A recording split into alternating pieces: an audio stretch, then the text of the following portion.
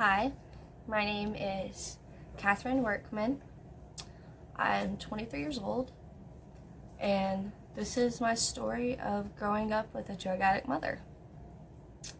I guess to do this properly, I have to go back to literally my earliest memories.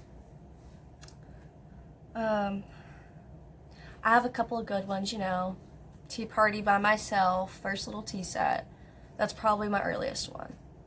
But my second earliest one was when I was 5 or 6, and my parents were arguing really bad, and my dad got me and my sister to try to help him hide all the knives and pills in my house. So here I am, 5 years old, running around my house, hiding knives under the bed, pills in a trunk, and that's my earliest memory. And of course we hid the knives because at this point she's tried to stab my father. She's shot him before by putting bullets in a bag that we used to burn our trash. She put bullets in a bag and threw it in the trash because my dad would burn it and try to kill him. She stabbed him through doors, unlocked doors, followed him, punched him, choked me, punched me, kicked me, bunch of stuff, okay? She's psychotic. So, anyways, let's get off that tangent because I don't want to get off track. Okay, so I am 9 years old at my grandmother's in Myrtle Beach for the summer with my sister, like we did every summer. And my parents would always go home and then come back to get us at the end of the summer. Well, one of I'd say in the mid period of us going up there until they moved back here, she came with my dad and told me and my sister that she had colon cancer and that they weren't sure how long she had to live and that she was dying. Well, right after I was born, she had ovarian cancer, and she had a full hysterectomy. She was cleared out of having cancer again. No more cancer, all that's gone. You can't put that back. It didn't spread. She's good. And that was right after I was born. And so she saw all the sympathy she got from that and produced it into saving her marriage. Basically, she used cancer to try to save her marriage. So I'm 9 years old, thinking that my mom is dying of colon cancer, which I thought until I was 20. 11 years. 11 freaking years, I thought my mom was dying. I grew up thinking that I wasn't going to have a mom, and I didn't know if she would make it to my wedding day. I didn't know if she'd make it to my graduation. My whole life, I grew up thinking I had a dying mother. When in reality, she was addicted. She would fight with my dad every month. She'd steal his pain pills, which were tramadol, and say that she accidentally threw them away, the pharmacy shorted him, all this stuff. Every story in the book she could come up with. And eventually, every month, every time, she'd admit it because he would threaten to leave her. That, yeah, she took them. She was sorry. She didn't know what to do. And she wouldn't go to rehab. She didn't think she needed help. She wouldn't do anything. And she was also prescribed tramadol. But she abused it to where she was out like that. Okay? Fast. So, here I am. Let's move to, let's go to 16 years old. I couldn't have a boyfriend growing up. I could, I was allowed, but anytime a relationship got serious, it was awful because she would say I didn't give her enough attention, that I needed to focus more on family than boys, and all that because she got pregnant at 15 and instilled in me that if I ever did anything, I would ruin my life and be pregnant and young and not have anything just like her. Because I grew up fairly poor. My dad only worked because she had cancer, so she laid on the couch. But she was severely abusive, not only physically but mentally. I never thought I would be anything. And I still don't understand how a mother chooses drugs over her daughter. I'll never understand that, ever. She made the choice to do those drugs, knowing what it would do to her whole family. She lied about cancer for 11 years, shaved her head, laid on the couch, and said that she was going to chemo treatments. She never went to a chemo treatment. She never had colon cancer. She lied because she was stealing my dad's pills, and she wanted sympathy and knew that that was the only way that he wouldn't leave her. So, I'm still a teenager. My grandfather in Atlanta, where she was born, her father had a stroke and was completely paralyzed on his right side. So we moved him in with us from Georgia, and he lived with us for a few years. I was in and out of the home. I had an abusive boyfriend at the time. I left when I was about 18 and then went back because I graduated at 19, living on my own. So I moved back in when I was 18, moved back out when I was 19. So at 19 years old, I'm living with my parents. The same things are happening, but now she's also stealing my grandfather's pain pills, which are also tramadol. And my papa starts doing better. He's starting to learn how to walk again. He lost his speech, but he's learning some words. He was doing really good. Okay, I will give her that. All of a sudden, stealing his pills, she did very well with him. But that's not an excuse or here's a quarter for a doing good thing. No. Any good person would do that for their father, okay? Anybody that has remotely a shred of a heart would do that. But she didn't have any heart. She's never had one. She would take me to her drug dealers' houses for me to play with their kids. She'd lock me outside when she was having an affair with one of my dad's coworkers at his house to play with his daughter. She tried to have me kidnapped in first grade by the lover that was my dad's coworker, so we could all three run away together. They could just leave my sister behind with my dad, Yeah. So she's never been a good mother to me, ever. So let's go back forward to when I was 19. My grandfather passed away of congestive heart failure not too long. I think I was 19, 20. And yeah, I was 20. And once he passed away, shit really hit the fan. It was balls to the walls awful. My dad had done really well in his job, progressed a lot, and he started traveling out of country for jobs. And on one of these, on like the very first one that he went out of town, she was like, hey, if you want your boyfriend to stay the night for like a week, just give me $100.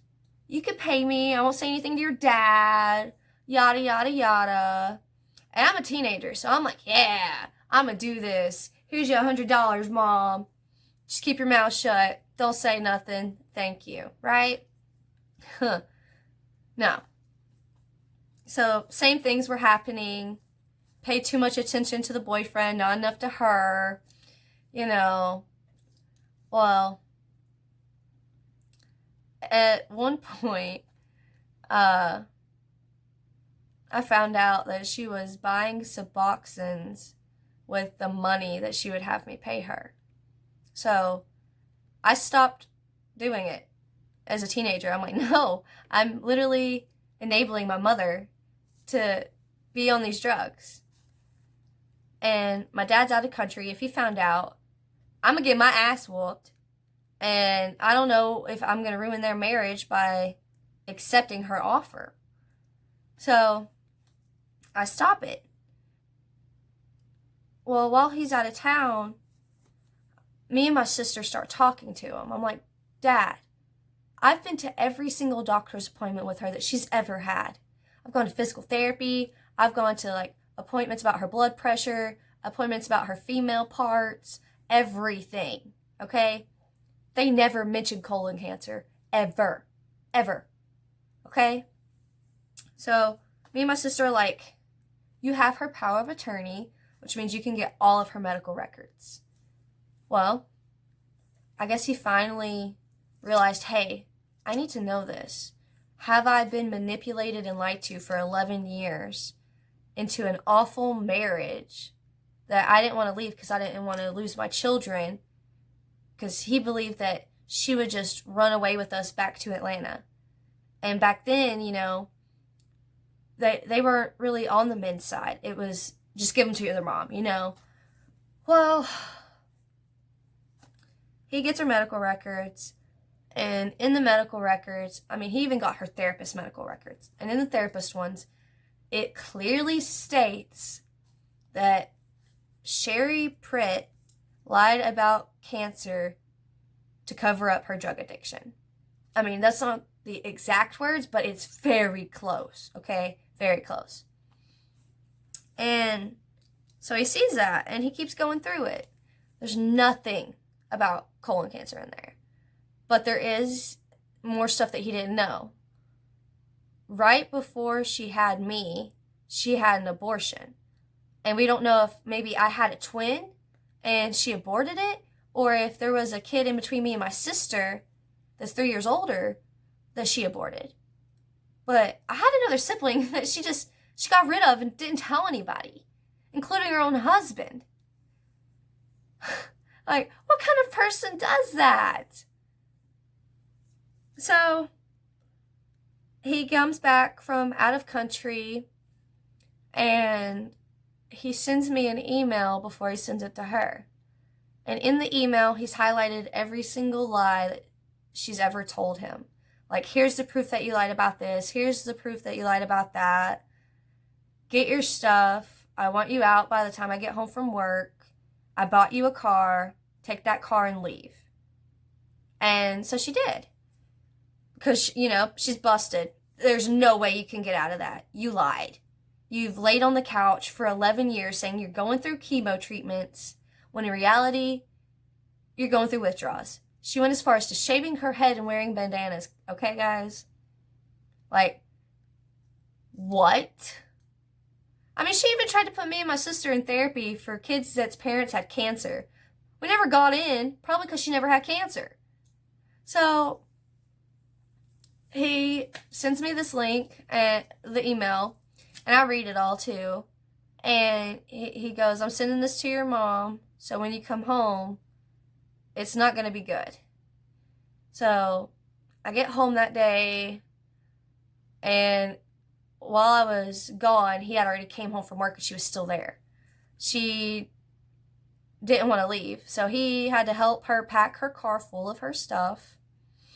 And he even agreed to give her alimony so she would have a way to survive because she didn't have a job because she has cancer.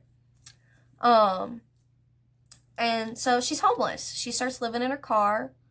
She was bathing in lakes and stalking my father after the divorce. Pure stalking him. Hacked his email, changed phone numbers and things, like making his life even more of a living hell after he already feels manipulated and lied to and stupid for going along with this for 11 years without questioning it.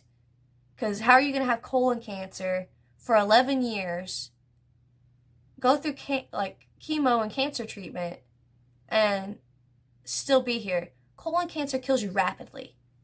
It's severely, like, I've had other family members that have died of it.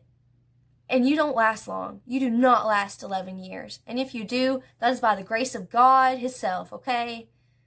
But I get home that day, and I find some of her jewelry in the yard, that fell out of her jewelry box. And she's gone now by, the time I get there. But when he got there, she wasn't. And so she's living in the car, all this stuff. And I tell her, I'm like, Mom, you have family in Atlanta that could help you. You grew up there. You got 3 sisters, your ex-stepmom there. Why don't you go have a roof over your head, get a job, and try to get on your feet? So she does. She moves to Georgia, and she screws up there too. She lied to my aunt about stuff, did some other things I'm not sure about, and got kicked out. So now she's hanging out with my other aunt that is on meth, and it turns out my mom was too before she even left our house, because we had one of the, a regular bathtub, in a house, and there was a line going from the drain, okay? When you drain your bathtub and there's that faint line heading towards the drain of water? Well, there was a line there, but it wasn't of water, it wasn't of nail polish remover. No, because I tried scrubbing this thing with bleach. It was where our tub was corroded. She was trying to make drugs in our bathtub. So she's hanging out with my meth head aunt in Atlanta. She is homeless again. And they're couch hopping, blah, blah, blah, blah, blah. Her sister helps her try to stay on her feet, even though she's on drugs. She's trying to keep my mom doing right. Maybe not the drug part, but working and trying to have your own place to get there, Well, it didn't work. So I'm going to fast forward again. I meet my husband in March of 2019. And we got serious fast. And I'm like, look, I'm damaged. I've had a really rough life. If you want to marry me one day, you need to know everything. And so, a couple of months in, I take him to go meet my mom in Atlanta. It had been 2 years since I had seen her, because she moved back here for a few weeks at one point to try to help me, because I was homeless, because I was dumb and got kicked out of my dad's.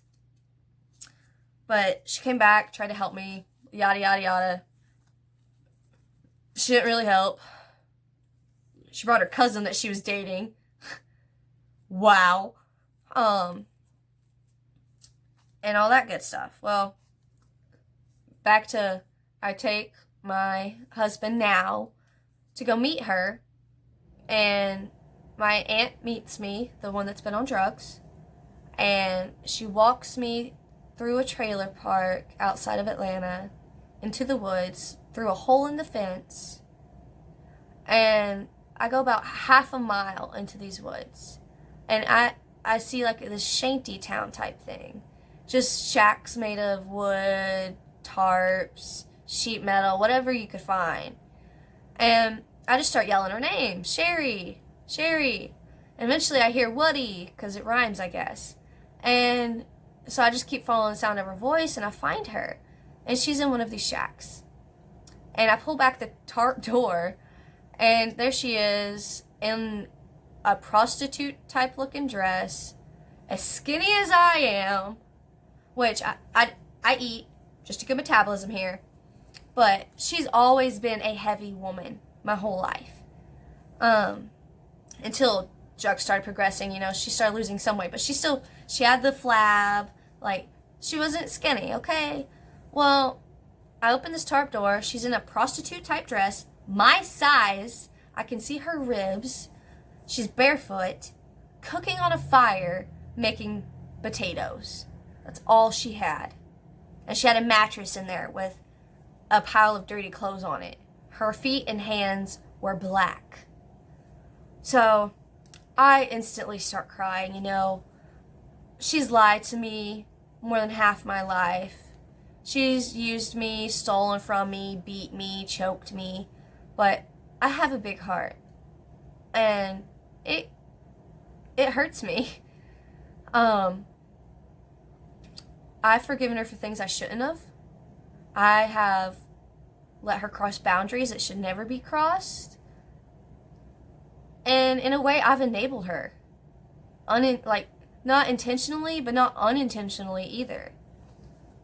So, I put the past behind us, like, before I even go.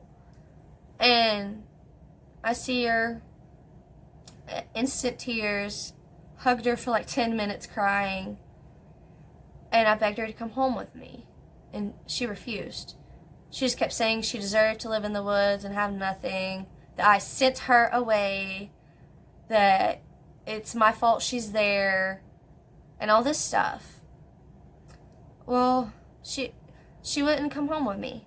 And I wanted to help her, you know. I wanted to give her a roof over her head, food in her stomach, a bed that's clean, clothes. You'll know where your next meal's coming from, all that stuff, right? Well, she wouldn't, so I take her to like the Dollar Tree, okay? Because I didn't have that much money. I didn't plan on walking in on all this because I didn't know what was going on. And I spend about $100. I get her a bunch of food, shoes, whatever I can get that I think she needs. I take her, let her pick it out. And so I left that day, coming back to Tennessee, crying my butt off for half the ride, which is like a 4.5-hour ride. Because what child wants to leave their mom having nothing? Knowing that you don't know when she's going to be okay. You don't know if you're going to wake up in the morning and see a text that, hey, your mom's dead, you know? So, it broke me. It really did. Yeah, she's hurt me, but I don't ever want to see her like that. I don't wish bad on anybody, no matter how much you've hurt me, because you're still a person. You still have feelings. Everybody makes mistakes, even though you made a huge one. Maybe you could change. I was wrong. I was so wrong. I'm going to fast forward again to about 2 weeks ago. She calls me and says that she wants help, that she's tired, that she can't do it anymore, and she wants to come and live with me. And I'm like, finally, in my head, I'm like, finally, she wants help. I can help her be okay. I can help her get on her feet. I know she'll be safe. I won't wake up every morning wondering if my mom's alive or not. So I'm like, okay, I'll buy your bus ticket. When do you want to come? And she comes that following weekend on a Saturday. I went and got her. It was like in between Friday and Saturday. I had to be there at 4:30 in the morning to get her from the Greyhound bus station. And I brought my mom home, you know, thinking she's just homeless, she needs help. I didn't think she was on drugs, because if you're homeless in the woods with no job, how are you going to have drugs, right? Wrong. So I move her in with me. Things go good for like the first 2 days, but she keeps saying she misses Georgia and her family. So I'm letting her use my phone, you know, message her friends and family there. And like, she just constantly wanted to be on my phone, and you know, I like my phone. So I went and bought her her own, put it in my name, all that good stuff, you know, give her some freedom so she's not feeling trapped. I bought her all new clothes, like whole dressers full. I'll link videos or add them in of the whole room and clothes and everything that I did for her. Everything brand new. Well, she loved it. She said she loved all of it. Was thankful for the phone. And she slept most of the first 2 days she was here. And I figured maybe it's just because she's tired and finally has peace that she knows she's going to be okay. I was wrong. There I go, big heart, thinking, trying to give her the benefit of the doubt. And the third day, she asks if she can go see the guy that tried to kidnap me in first grade. His name is Ray. He followed my school bus home one day, and once I got off the bus, he was in a van, had his mom's white cat, tried to get me in the van with him. I ran and screamed and ran home, and it turns out that she tried to get him to kidnap me so we could all three be together and she could just leave my sister behind with my dad. Which that's great, But she asks if she can go and see him. And I'm like, will that make you want to stay here more? Will that make you more happy? Will it help? And she's like, yeah. And you can get some closure. He wants to admit to what he did and apologize. And I'm like, okay, I'll do it. I drove her an hour to go and see him. We stayed for 30 minutes. I sat outside the whole time. He did not admit to what he did, but he did say sorry that happened. But that was not his intentions. Which, how's that not your intentions when you're trying to lure a first grader into your van with a cat?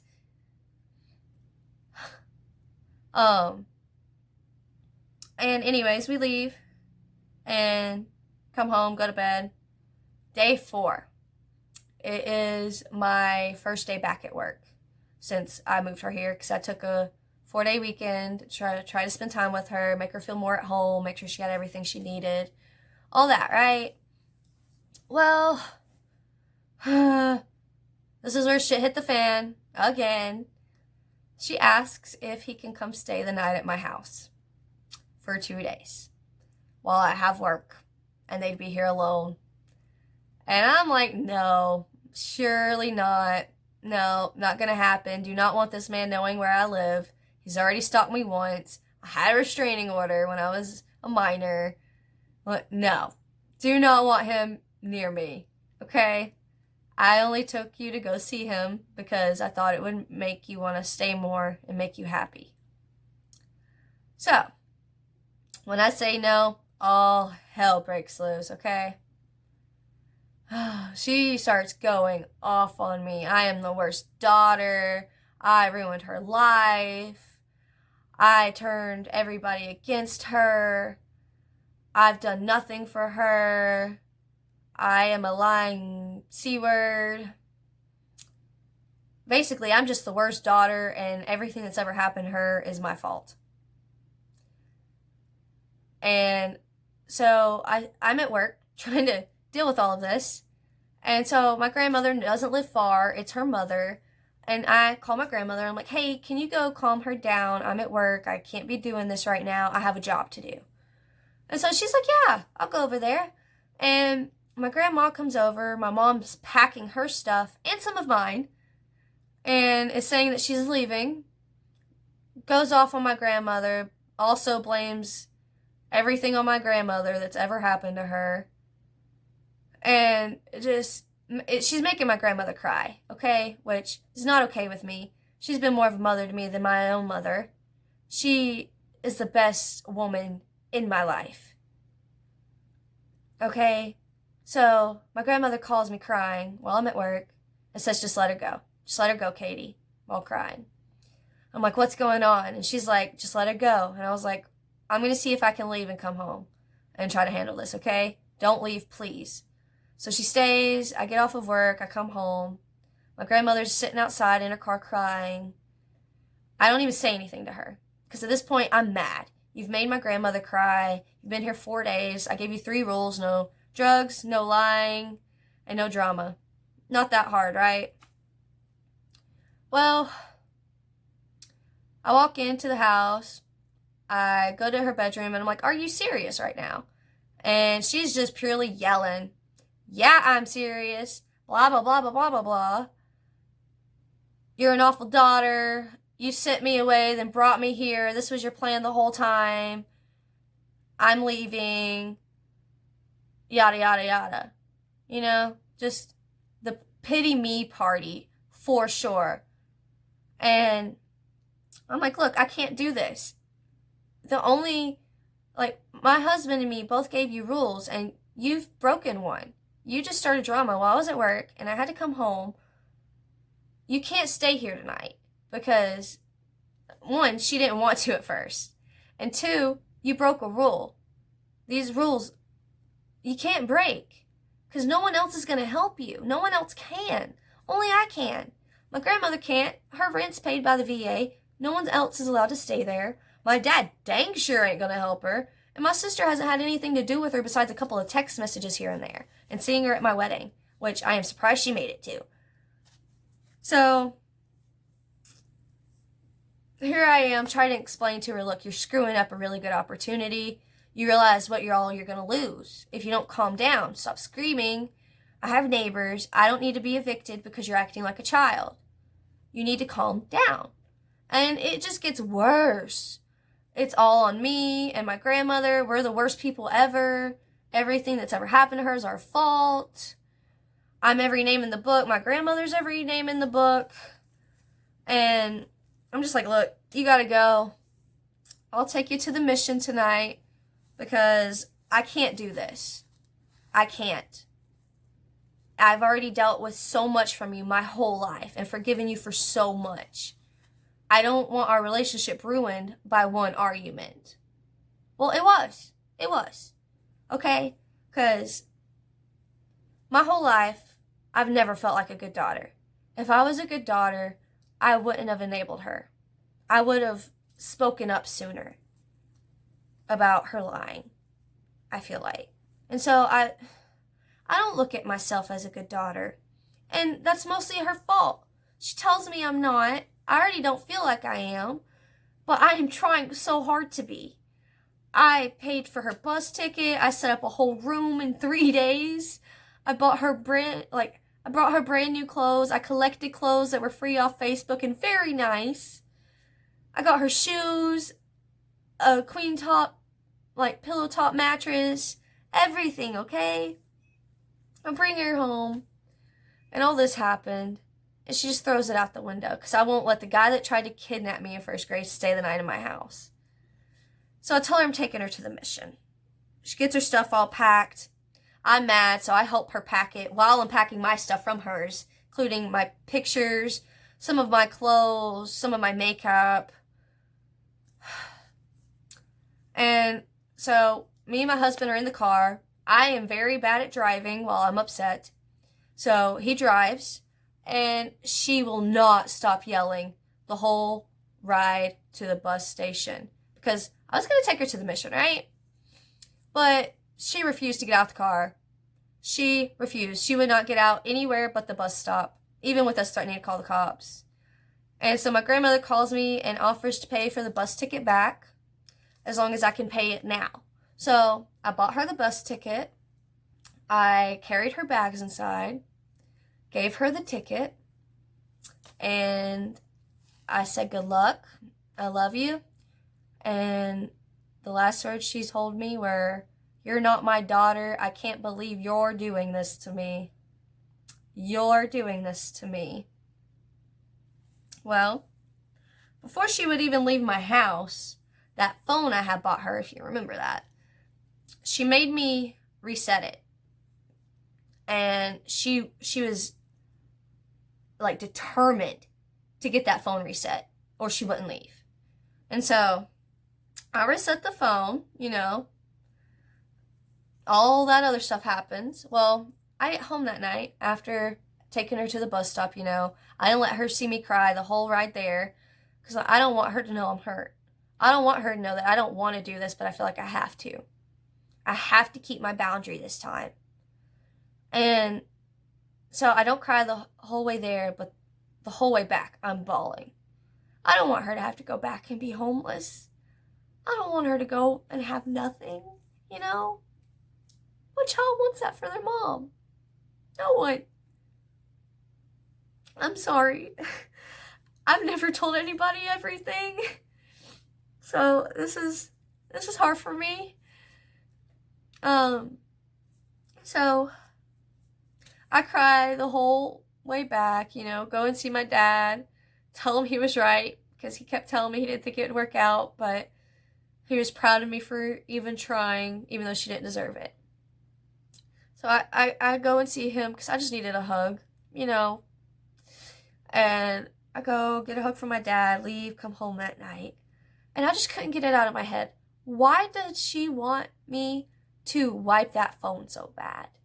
So I'm thinking, and I'm like, wait, she used my phone to log into her Messenger and Facebook. She never logged out. I can just switch accounts. So I did. And I switched accounts and I went through her messages. I know, probably shouldn't have done that. And she was messaging the guy that tried to kidnap me about doing meth. That she knew he did it and that they could do it together, and she wanted to get back together with him. So not only was she trying to date the guy that tried to kidnap me, she was still doing drugs. So she broke all 3 rules, and I didn't even know it. She started drama, she was doing drugs, and she lied to me. Because when she moved in, I was like, if you need help, if you need to go to rehab, I will help you. I'll get you into rehab. And she was like, no, I'm not on drugs. I was homeless. How could I afford that? And I'm like, okay, that's a good point. Just ignored it, you know? I keep going through her other messages, and she's lying, telling people that she has a car, a house, her own land. Like, what were you going to do? Steal one of my cars? Murder me? Take my house? What were you going to do? I don't know. But now, I haven't talked to her since I left the bus station. I just talked to one of her friends and found out that she's back in the trailer park woods, in her shack, when it's starting to get cold. And I hate myself because I feel bad. Why do I feel bad when this woman has lied to me about dying for 11 years, has been on drugs my whole life, and doesn't give a crap about anybody but herself? What kind of person cares about somebody that did that to them? Why do I care? Why do I want to know that she's okay? But I'm never gonna know if she's okay. She's gonna die one day, probably of an overdose, with no family, like, no close family like her daughters that talk to her. I don't even know if she'll have a funeral. I don't even know if she'll be alive tomorrow. One person has already been shot and killed in the same shanty town that she lives in. That was her friend. And she went back there. And yeah, she said I sent her away the first time and I didn't. This time I did. And I feel bad for that. But I've got to take care of me and my marriage. But mostly me, because I'm not okay. I'm not. I want to be, but how? I'm posting this and making this in hopes that maybe someone out there has been through something very similar, or maybe I can help somebody. Because if I can be mostly okay, then maybe they can be too.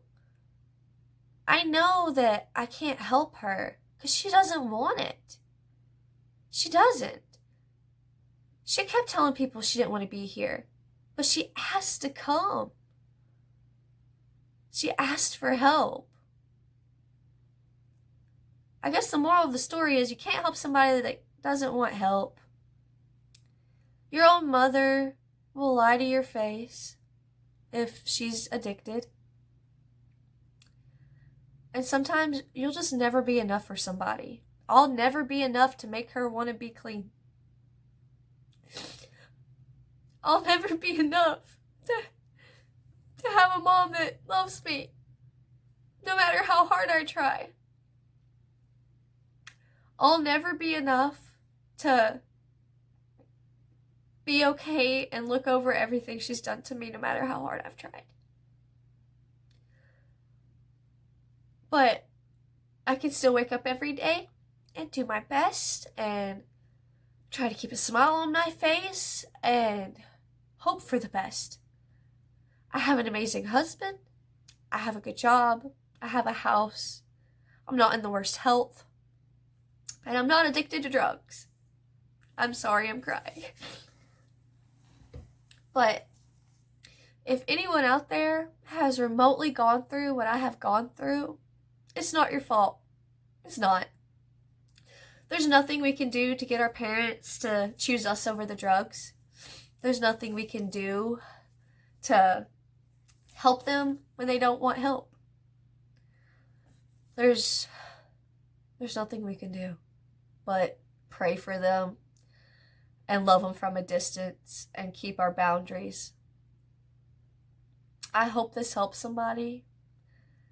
I hope that someone out there understands. But I sure hope that nobody has really gone through this. Because if you have, I know it is one of the hardest. This is the hardest thing I have ever done. Ever. And I've been through a lot of really hard things. A lot of them. Abusive relationships, being homeless, even being to jail for stealing underwear from Walmart while homeless, okay? I haven't had it easy, but I know one thing. I will never do to my kids what she has done to us and my sister. Ever. You don't lie like that to people you love. You shouldn't lie, period. You really shouldn't. It gets you nowhere. It's going to come out eventually. What's the point? There isn't one. There's not. No point. Feel kind of stupid, but thank y'all for listening to me. Anybody that wants to talk, needs to talk, comment below, I guess. This is my first YouTube video besides me singing a Maroon 5 song in middle school, which was awful. Don't look at that. Yeah. So that's my story of growing up with an addicted mother that lied about cancer for 11 years. Please no judgy comments on my parts. I know I was a dumb teenager. I know I've made mistakes. I know. But I'm not that person anymore. I've grown up, 23 now, almost 24. So please no hateful comments. And feel free to share. Thank you guys.